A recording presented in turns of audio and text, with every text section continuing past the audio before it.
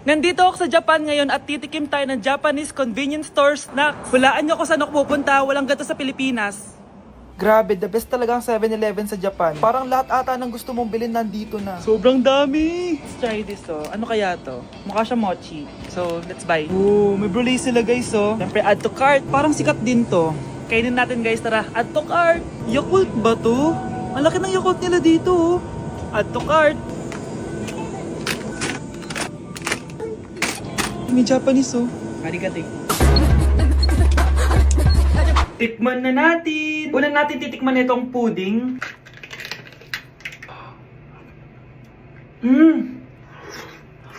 Lasa siyang lotion. Lasang lotion na! I'll give it 6 out of 10. Next, chips na lasang spinach pizza. Parang maanghang siya. Kalasa nga guys. Sarap. 7 out of 10 to. Kamay. Sa mga drinks naman, so first, ito. Alam niyo yung sa Kmart, yung banana na nalagay ko dyan. Ganun yung lasa niya, pero hindi masyadong matamis. So, 7 out of 10. Favorite. Next, ito guys, super cute na ito, kaya kinuha ko. So, parang siyang mochi. Pero di ko alam kung ito, wala kasi siyang English subtitle. Ang cute niya! Tapos amoy sabon. Alam mo yung Kojic, ganun. Ganun yung amoy niya. So, ito yung itsura niya. Candy ata to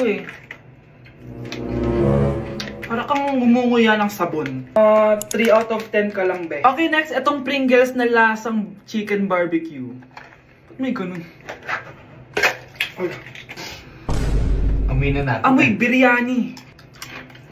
Actually, masarap siya. Alam mo yung biryani na chicken, ganun yung lasa niya pero Pringles. 7.5 out of 10 to. Next, itong Jollibee na parang sweet potato. Ano natin? Mukha talaga siyang fries. Ayan. Parang nanak malasahan sa lahat ng mga kinain ko. Masarap siya, pero wala siyang lasa.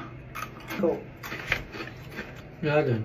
5 out of 10. Hindi ko siya bibilin ulit. Next is yung dessert natin, tong brulee. Brulee? Ayan yung tsura niya guys. And alam ko, binabasag to. Ayan Ayan. Ayun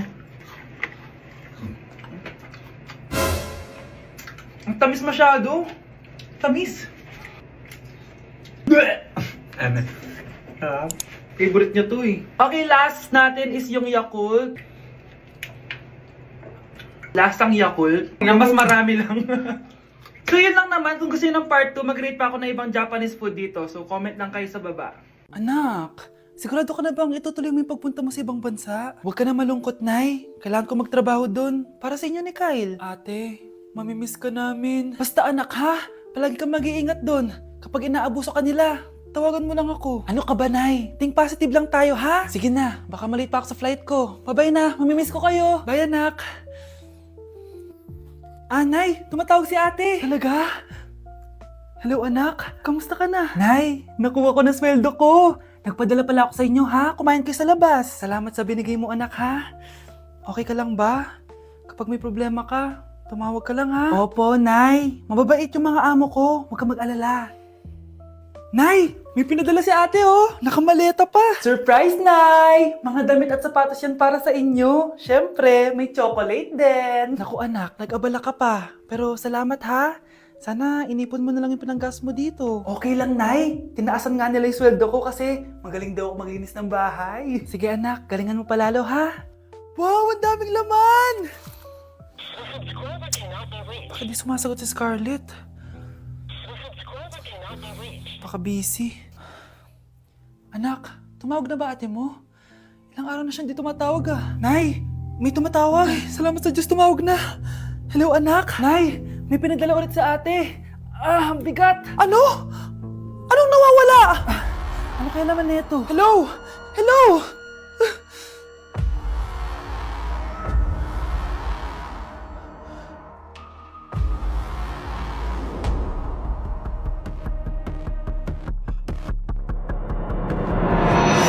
At di ko masabi na ako'y isang Darna!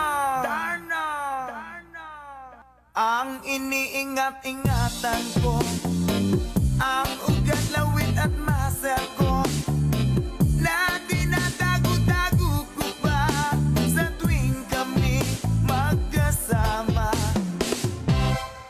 class, magdi-discuss ako. Makinig kayo sa akin, ha?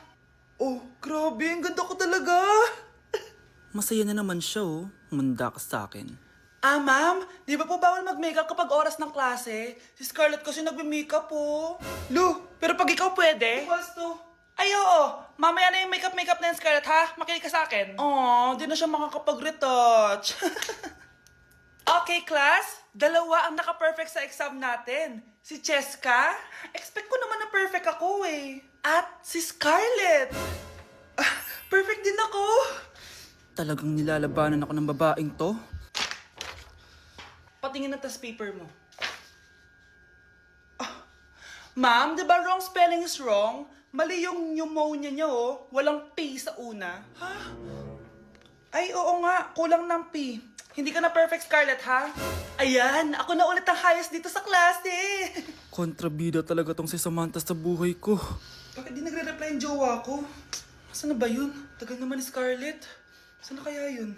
Hi, Miguel! Oh, Samantha, samahan mo naman ako sa kantin. Libre kita. Di pwede. Hinihintay ko yung jowa ko. Ha? Nasaan na ba yun? Yay! Sasamahan mo ako!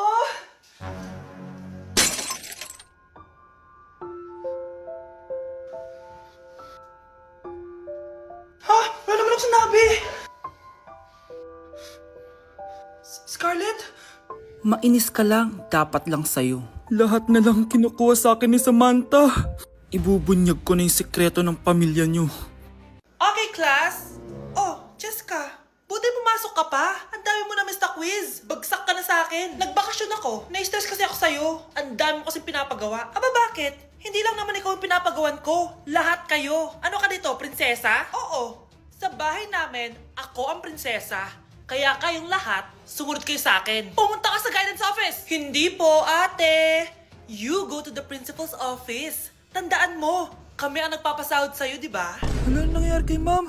Hala si ma'am! Ang ganda-ganda ko na naghanap ka pa ng iba. Hala, heartbroken ata si Cheska. This sir, feeling main character kasi. Tumatawa ka? Masaya kayo, ha? Kapag heartbroken ako, bawal maging masaya. Ano naman kung heartbroken ka? Pakinamin. Oh, come on, Samantha. Hindi mo pa naman na-experience sa magka-jowa. Kasi walang nagkakagusto sa mukhang yan. Hi! Ako pala si Scarlett. Bago lang ako dito. Oh, pake ko. Tsaka tanggal mo nga yung makeup mo. Dapat ako lang yung maganda dito sa school. Sino ka ba para utusan ako? Feeling main character? Kadiri? Anong sabi mo? Mag-sorry ka sa akin! Sorry! Not sorry. Tsaka mukhang asin kapag may ibubuga ka na. Nakahanap din ng katapat si Cheska. Walang yatong babaeng to. Ako ang main character dito sa school. Bye! Humanda ka sa akin. Okay, class. Magsisitting arrangement tayo, okay? Scarlett, tumabi ka kay Cheska. Sige po, ma'am. Hi. Oh, bago ka lang ba dito? Oo. Sana maging close tayo. Paalala ko lang sa'yo, na sa room na to, ako ang prinsesa dito. Okay?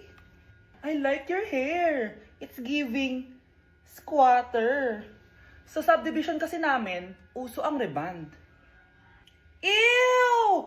2025 na, naka-Android ka pa din? It's giving blurred cam. So, boyfriend mo pala si Michael? Bakit kanya pinatulan? Sa mukhang yan? Yuck! Ang pangit ng... Oh, bakit may pera na naman dito? Pinamigay ko na ibang pera kahapon na. Kakainis naman. Ma'am, may delivery po kayo. Oh, ano to? Pera na naman? Diyos ko, ayoko neto. Sa'yo na lang, kuya. Ayoko din po niyan, ma'am. Sa iba niyo na lang po ibigay. Sige na po. Ano ba yan? Ang dami ko ng pera eh. Nay, bakit 300,000 na naman yung binigay mong baon sa akin? Hindi ko pa nga nagagastos yung baon ko last week eh. Tapos binilan mo pa ako ng bagong iPhone at iPad. Bawasan mo yung baon ko ha. Nakakainis ka. Huwag ka na magreklamo. Ang dami na nga natin pera eh. O eto pa. Hindi ko na alam kung saan ko gagastusin to eh. Ay naku, padala kasi ng padala ng pera eh. Tapon ko na lang to. Congrats ma'am! Kayo po ang grand winner ng 5 million pesos! Ano ba yan? Pera na naman. Pwede bang hindi ko tanggapin yan? Dami ko ng pera eh. Ay, bawal na po namin kunin to ma'am. Sa'yo na po to. Congrats po ulit! Ba't pa ako nagising? Sana ganun na lang yung problema ko. Kinulong po ni nanay si Scarlett sa bodega. Ha? Anak? Anak? Walang iya talaga yung tita mo. Anak, sorry kung ngayon lang ako nagpakita. Pinakulong kasi ako ng babaeng yan. Deserve mo makulong. Ikaw ang ikukulong namin dahil child abuse ang ginagawa mo. Ano? At hindi mo na din makukuha ang 50% ng mana. Hindi pwede! Nay, masaya ako na nandito ka na. At hindi na din tayo maghihirap dahil sa pamana ni tatay. Masaya din ako, anak. Siyempre kasama ka dito sa Manta.